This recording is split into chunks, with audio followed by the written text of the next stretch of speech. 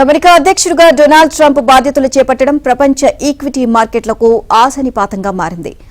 అధికారం చేపట్టిన రోజు నుంచి ట్రంప్ తీసుకున్న పలు నిర్ణయాలు స్టాక్ మార్కెట్లను కుదేల్చేశాయి. సాధారణంగా కొత్తగా అధికారంలోకి వచ్చిన కొంతమంది నాయకులు వరుసగా కొద్ది రోజుల పాటు అత్యుత్సాహంతో నిర్ణయాలు తీసుకుంటడం, కానీ ట్రంప్ అధికారంలోకి వచ్చి 20 రోజులు దాటిపోయినా ఆయన తీరులో ఏ మార్పు రాలేదు. వైట్ హౌస్ లో అడుగుపెట్టిన రోజే డజన్ల కొద్దీ కార్యనిర్వాహక ఉత్తర్వులు గుప్పించిన ట్రంప్ ఆ తర్వాత మన అనే తేడా లేకుండా పలు దేశాలు పలు ఉత్పత్తుల దిగుమతులపై సుంకాల కొరడా జలిపిస్తుండటంతో ప్రపంచం యావత్తూ బెంబేలెత్తిపోతుంది. కెనడా, మెక్సికో దేశాలపై 25% సుంకాలు కొరడా జలిపించడం, చైనాపై 10 అదనపు సుంకాలు వేస్తాము అనడం, ఆయా దేశాలు ప్రతిచర్యలకు దిగడం, ఇలా ఒకదాని వెంట మరొకటిగా జరుగుతున్న పరిణామాల ప్రభావంతో ఒక అమెరికా మార్కెట్లే కాదు ప్రపంచవ్యాప్తంగా పలు దేశాల మార్కెట్లు తీవ్ర ఒడిదుడుకులకు గురవుతున్నాయి. భారీగా నష్టాల బారిన పడుతున్నాయి.